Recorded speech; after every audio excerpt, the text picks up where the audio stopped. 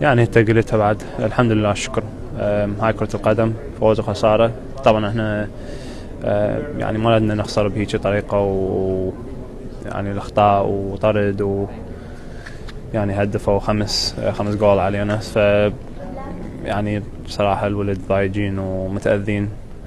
بس احنا جانا نلعب ويا منتخبات على مستوى، وذول يعني بطال افريقيا.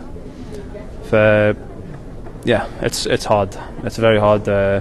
بس هاي كرة القدم، واحنا حاطينها بمجموعة صعبة، وعشان نتمنى انه نحقق نتيجة حتى لو نقطة او 3 نقاط تعطينا فرصة يعني نتأهل. بس ما صارت. هاي كرة القدم، وراح نتعلم من الأخطاء ونتعلم من هاي على طار التعلم، التجربة كانت مميزة. شنو اللي استفاديناه من هاي التجربة وشنو راح تفيدنا بالمقبل؟ دا تلعب ويا لاعبين بأعلى مستوى، فلازم تكون تركيز يعني 100% بكل لحظة.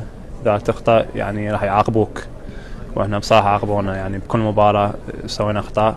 يعني احنا ما ذبها براس واحد، احنا كنا سوية وكنا قلب واحد وكعائلة، ونتعلم يعني سوية.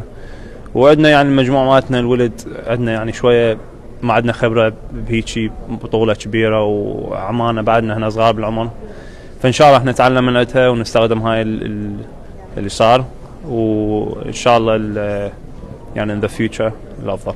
زين علي، الطرد أثر عليه خصوصا احنا الشوط الأول لما أكملناه. طبعا يعني طبعا طرد راح يأثر يعني عشان اللاعبين وجات تلعب ويا منتخب بعلى مستوى بدنيا والفتنس مالتهم. فمثل ما قلت لك يعني هم عاقبونا بصراحة. هاي كرة القدم، الحمد لله شكر. نتعلم من عدتها وإن شاء الله الأقدام أفضل. شكرا.